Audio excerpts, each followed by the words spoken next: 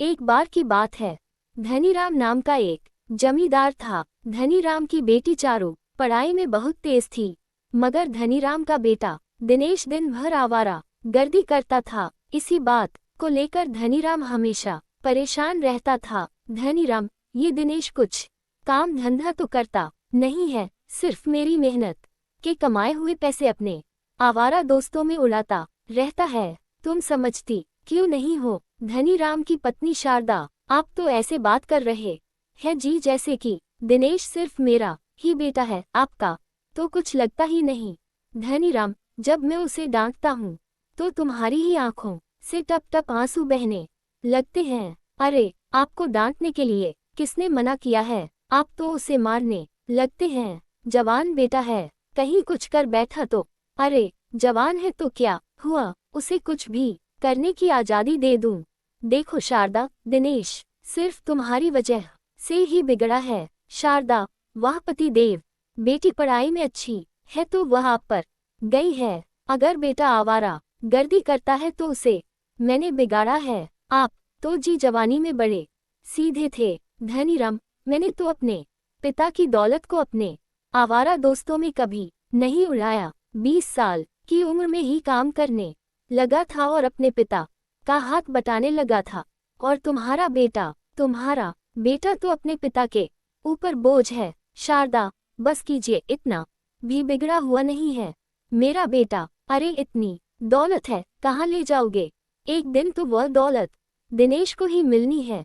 बिटिया तो अपने घर चली जाएगी। धनीराम, गांव में ऐसा कोई व्यक्ति नहीं है जिसने मुझसे दिनेश की शिकायत ना की हो। परसों तो दिनेश ने हद कर दी, मुखिया की बेटी बिंदिया को भी छेड़ा है उसने। शारदा, बस अब मैं अपने बेटे के खिलाफ एक शब्द नहीं सुन सकती। पता है मुझे आपके मुंह तो वो कलमुआ नौकर प्रकाश को सिर पर चढ़ा रखा है। संसार में तुम ऐसे पहले पिता होंगे जो अपने बेटे की जगह अपने नौकर की तारीफ करते फिरते हो। नौकर, आप आ गए। मालिक, आपके कहने के मुताबिक मैंने सुबह ही खेतों में पानी डाल दिया है और जो आपने गड्ढा खोदने के लिए बोला था वो भी खोद दिया है। अभी तो सुबह के 7 बजे। प्रकाश, तू कितने बजे से काम पर लग गया? नौकर, मालिक, मैं सुबह 4 बजे ही आ गया था। एक बात और बतानी थी आपको। धनीराम, कौन सी बात? कुछ देर पहले मुखिया यहाँ आया था, आपको बहुत उल्टी सीधी सुना रहा था। बोल रहा था अगर वो जमींदार है तो क्या उसके लड़के को गांव की लड़कियां छेड़ने का कोई लाइसेंस मिला है क्या? वो पुलिस में रिपोर्ट करने की धमकी देकर गया है।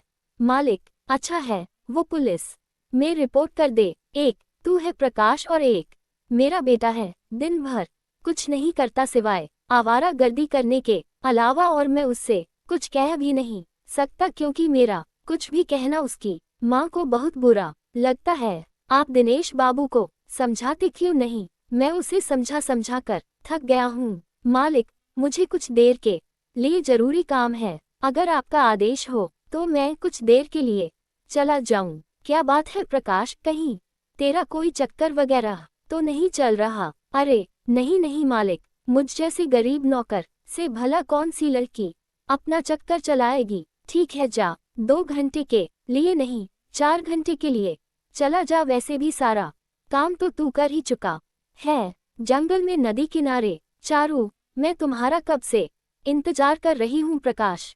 घर में तो तुमसे बात करने का मौका मिलता ही नहीं।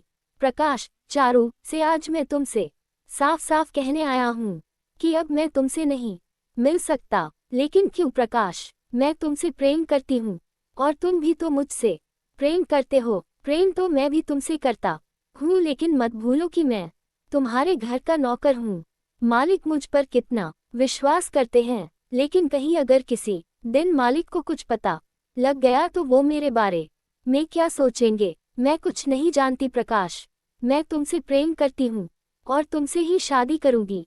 अगर मेरी तुमसे शादी नहीं हुई तो मैं जहर खाकर अपनी जान दे दूंगी। चारू गुस्से से वहां से चली गई। कुछ दिन ऐसे ही बीत गए। एक दिन शहर से हुकुमचंद नाम का एक बड़ा व्यापारी मुखिया लेकर जमींदार के पास आता है। मुखिया को देखकर धनीराम चौंक गया। मुखिया जी, मैं दिनेश की हरकत पर बहुत शर्मिंदा हूँ। मुखिया, अरे नहीं धनीराम जी, दिनेश की हरकत को मैं कब का भूल चुका हूँ, आप भी भूल जाए। दिनेश बच्चा है और बच्चे तो गलती कर ही देते हैं। दरअसल धनीराम जी, मैं हुकुमचंद जी को आपसे मिलवाने के लिए लेकर आया हूँ। हुकुमचंद जी शहर में बहुत बड़े सोने के व्यापारी है। नमस्ते धनीराम जी, मुझे मुखिया जी के द्वारा ही आपके बारे में पता लगा है। मुझे एक अच्छे और सच्चे व्यक्ति की तलाश थी। मुखिया जी ने बताया कि आप बहुत ईमानदार और धनवान व्यक्ति हैं। धनीराम, मुखिया जी ने मेरी तारीफ तो कुछ ज्यादा ही कर दी। मुझसे ज्यादा अच्छे इंसान तो मुखिया जी हैं, जिन्होंने मेरे बेटे की गंदी हरकत को भी माफ करके भुला दिया। बताइए, आपको मुझसे क्या काम है? दरअसल मैं सोने का एक बहुत बड़ा व्यापारी हूँ और मैं हिंदुस्तान छोड़कर विदेश में बसना चाहता हूँ। मेरे पास कुछ सोने का स्टॉक है। मैं चाहता हूँ कि उस सोने को आप खरीद लें। मैं वो सोना आधे पौने दामों में बेचने के लिए तैयार हूँ। इतना कहकर हुकुमचंद ने एक बड़ी सी अटैची धनीराम के सामने खोल दी। उसमें ढेर सारे सोने के बिस्कुट रखे हुए थे। सोने को देखकर धनीराम बुरी तरह से हैरान हो गया। लेकिन इतना ढेर सारा सोना आप शहर में किसी को भी बेच सकते हैं? जी बिल्कुल बिल्कुल, लेकिन मैं चाहता हूँ कि ये सोना किसी गांव के व्यक्ति के पास रहे, क्योंकि गांव के व्यक्ति बहुत दयालु स्वभाव के होते हैं और लोगों की मदद करते हैं। वैसे तो ये सोना 5 करोड़ का है, लेकिन मैं ये सोना आपको सिर्फ 2 करोड़ में बेचने के लिए तैयार हूँ, यानी आधे दाम से भी कम। हुकुमचंद की बात सुनकर धनीराम सोच में पड़ गया, क्योंकि वह 2 करोड़ की जायदाद का मालिक था। मुखिया, सोच क्या रहे हो? धनीराम जी, अगर आपके पास कैश नहीं है तो आप अपनी संपत्ति बेचकर इस सोने को खरीद लो और बाद में सोने को मुनाफे में बेच देना। आपकी संपत्ति भी दोगुनी हो जाएगी। मुझे 1 हफ्ते का समय दीजिए। 1 हफ्ते बाद आप 2 करोड़ ले जाना और सोना मुझे दे जाना। धनीराम ने अपनी सारी जायदाद बेचकर 2 करोड़ की रकम इकट्ठा कर ली। 1 हफ्ते के बाद हुकुमचंद वही सोने की अटैची लेकर आया। गिन लीजिए हुकुमचंद जी, पूरे 2 करोड़ हैं। मुझे आप पर पूरा भरोसा है।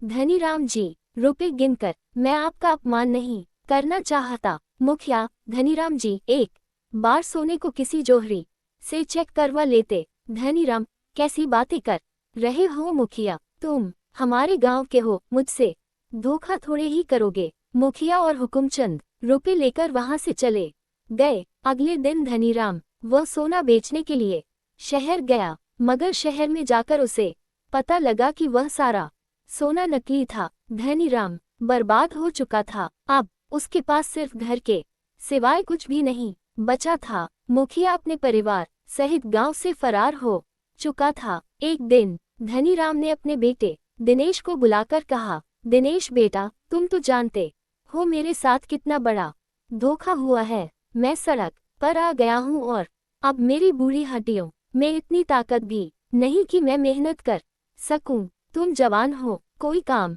धंधा क्यों नहीं करते ताकि परिवार की रोजी रोटी चल सके? दिनेश, दिमाग तो ठीक है आपका पिताजी, एक तो आपने सारी दौलत पानी की तरह बहा दी, ऊपर से अब मुझे मेहनत करने के लिए बोल रहे हैं। मैं आपका खर्चा नहीं उठा सकता। नौकर, दिनेश बाबू, आपको अपने पिताजी से इस तरह से बात करते हुए शर्म नहीं आती? मैंने अपनी आंखों से देखा था कि कुछ समय पहले आपने धनीराम जी की तिजोरी से 10 लाख रुपए चुराए थे। उस रकम में से ही आप कुछ पैसे धनीराम जी को दे दीजिए। दिनेश, मैं उसमें से 1 फूटी कौड़ी भी पिताजी को नहीं दूंगा। वह पैसे मेरे खर्चे के हैं और तू 2 कौड़ी का नौकर मुझे आदेश देगा। चल भाग यहाँ से। प्रकाश, तुझे मेरे बेटे से इस तरह से बात करते हुए शर्म नहीं आती? निकल जा मेरे घर से और दोबारा यहाँ पर कदम मत रखना। नौकर, ये कैसी बातें कर रहे हैं आप? बिल्कुल सही बोल रहा हूँ। नौकर, ठीक है मालिक, आप कहते हैं तो मैं यहाँ से चला जाता हूँ, लेकिन मुझे आपका ये दुर्व्यवहार हमेशा याद रहेगा। प्रकाश रोते हुए वहाँ से चला गया। धनीराम अपने कमरे में जाकर रोने लगा। तभी चारू रोती हुई अपने पिता के पास आकर बोली, यह आपने अच्छा नहीं किया पिताजी। प्रकाश तो आपका पक्ष ले रहा था और आपने उसे ही धक्के देकर बाहर निकाल दिया। मैंने अपने दिल पर पत्थर रखकर प्रकाश को घर से बाहर निकाला है। बेटी, तुम तो जानती हो कि मेरे हाथ से सब कुछ छिन गया है। मेरी आंखों के सामने दिनेश ने एक जोरदार थप्पड़ प्रकाश के गाल पर मार दिया। मैं प्रकाश को इससे ज्यादा अपमानित होते नहीं देख सकता था। अगर मैं प्रकाश से प्यार से बोलता तो वो मुझे छोड़कर ही नहीं जाता। मजबूरी में मुझे ये रास्ता अपनाना पड़ा। प्रकाश एक अनाथ था। वह रोते हुए बगैर टिकट के ट्रेन में बैठ गया। नौकर, मैं अब इस गांव में नहीं रहूंगा। जब मालिक ने ही मुझे निकाल दिया तो फिर मेरा इस गांव में क्या काम। प्रकाश ट्रेन में काफी दूर तक निकल गया था। जिस डिब्बे में प्रकाश बैठा था वहां पर उसके और एक व्यक्ति के अलावा और कोई भी मौजूद नहीं था। अचानक उस व्यक्ति के मुख से झाग निकलने लगा। प्रकाश दौड़ते हुए उस व्यक्ति के पास चला गया। ये तुम्हारे मुंह से झाग क्यों निकल रहा है? आदमी, मैंने कुछ देर पहले जहर खा लिया है। मैं एक बहुत ही धनवान व्यक्ति था, मगर एक नंबर का अय्याश था। मेरी वजह से मेरी पत्नी और बच्चों ने आत्महत्या कर ली। इस बैग को देख रहे हो, इस बैग में हीरे हैं। मैं इन हीरो को लेकर विदेश में जाकर बसना चाहता था, मगर मेरी पत्नी और बच्चों की याद मेरा पीछा नहीं छोड़ती। जब वही इस दुनिया में नहीं रहे तो मैं जी कर क्या करूंगा? इतना कहकर उस व्यक्ति ने दम तोड़ दिया। प्रकाश ने देखा कि उस बैग में हीरे भरे थे। प्रकाश एक चतुर व्यक्ति था। वह समझ गया कि अगर उसने इसके बारे में पुलिस को बताया तो पुलिस उल्टा उसे ही गिरफ्तार कर लेगी। प्रकाश इस बैग को लेकर अगले रेलवे स्टेशन पर उतर गया। प्रकाश उन हीरो को बेचकर बेहद अमीर आदमी बन गया। अमीर होने के बाद प्रकाश को चारू की याद सताने लगी। प्रकाश, सुखिया चाचा, अब धनीराम जी कहाँ गए? सुखिया, उनके साथ तो बहुत बुरा हुआ। प्रकाश, दिनेश ने अपने परिवार के सभी लोगों को धक्के देकर बाहर निकाल दिया। ये सदमा धनीराम की पत्नी बर्दाश्त नहीं कर सकी और वह इस दुनिया से चल बसी। धनीराम चारू को लेकर पता नहीं कहाँ चला गया। प्रकाश, लेकिन यह मकान तो धनीराम जी के नाम पर था ना? सुखिया, लेकिन दिनेश ने चुपके से इस मकान को भी गिरवी रख दिया था। धनीराम के पास इतने पैसे नहीं थे कि वो इस मकान को छुड़ा पाए। जाते वक्त धनीराम तुम्हें याद करके बहुत रो रहे थे भाई। प्रकाश, मुझे याद कर रहे थे, लेकिन उन्होंने ही तो मुझे घर से बाहर निकाला था। सुखिया, नहीं प्रकाश, उन्होंने तुम्हें ज्यादा अपमानित होने से बचाने के लिए अपने कलेजे पर पत्थर रखकर तुम्हें घर से बाहर निकाला था। अगर वह तुमसे प्यार से कहते तो तुम कभी नहीं जाते और उनके पास इतने पैसे नहीं थे कि वो तुम्हारा खर्चा पानी उठा पाते। प्रकाश ने चारू और धनीराम की बहुत तलाश की, मगर वह उसे गांव में कहीं भी नहीं मिले। थक हार कर प्रकाश उन दोनों को शहर जाकर तलाशने लगा। एक दिन तलाश करने के दौरान प्रकाश की नजर दिनेश, हुकुमचंद और मुखिया पर पड़ी। वो तीनों एक कार में अंदर बैठे हुए थे। प्रकाश हैरत में पड़ गया। प्रकाश, ये तो मुखिया और हुकुमचंद हैं जो धनीराम जी को बर्बाद करके गांव छोड़कर भाग गए थे। उनके साथ दिनेश क्या कर रहा है? इनका पीछा करना चाहिए। हुकुमचंद, वाकई दिनेश तुम्हारे दिमाग को मान गए। किस तरह से तुमने अपने बाप को चूना लगाकर उनकी सारी जायदाद अपने नाम कर ली भाई। अगर मुखिया जी इसमें मेरा साथ नहीं देते तो मैं अपने मकसद में कभी कामयाब नहीं हो पाता। मेरा पिता एक नंबर का बेवकूफ इंसान था। मैं जरा से पैसे क्या खर्च कर देता था। घर में रोज रोज झगड़ा करता था। वो तो भला हो मुखिया जी का जिन्होंने मुझे ये सारी योजना बताए। मुखिया, दिनेश से तुम मेरी बेटी से प्यार करते थे, लेकिन तुम कोई काम धंधा तो करते नहीं थे, और धनीराम तुम्हें कभी भी व्यापार करने के लिए पैसे नहीं देता। इसलिए मैंने पहले ये अफवाह उड़ाई कि तुमने मेरी बेटी को छेड़ा है, और कुछ महीनों बाद में हुकुमचंद को लेकर धनीराम के पास पहुंच गया और उसे ऐसा जताया कि जैसे मैंने तुम्हें माफ कर दिया है। धनीराम, मेरी इस भलाई को देखकर सब कुछ भूल गया और मुझ पर विश्वास कर बैठा। प्रकाश गुस्से में, भगवान तेरे जैसी औलाद किसी दुश्मन को भी ना दे। तेरे जैसा कपूत जिस घर में पैदा हो जाए, उस घर को बर्बाद होने से भला कौन रोक सकता है। दिनेश, प्रकाश से तुम्हारे शरीर पर ये महंगे कपड़े कहाँ से आए? इसे चुरा कर लाए हो? प्रकाश, प्रकाश नहीं, कल के वक्त का एक मामूली नौकर आज के वक्त का एक बहुत बड़ा धनवान व्यक्ति बन चुका है, जो तुम्हारे जैसे ना जाने कितने दिनेश को खड़े खड़े खरीद लेगा। तुम्हें तुम्हारे किए की सजा जरूर मिलेंगी। सीधी तरह से ये बता दो कि धनीराम जी और चारू कहाँ है? दिनेश, मुझे ये क्या पता वो कहाँ है। हो सकता है सड़क पर रोड एक्सीडेंट में कहीं मरा गए होंगे। दिनेश की बात सुनकर प्रकाश को बुरी तरीके से गुस्सा आ गया। उसने गुस्से में तीनों को पीट दिया और तुरंत पुलिस के हवाले कर दिया। प्रकाश बेहद अमीर आदमी बन चुका था। पुलिस ने उन तीनों को धोखाधड़ी के आरोप में जेल में बंद कर दिया।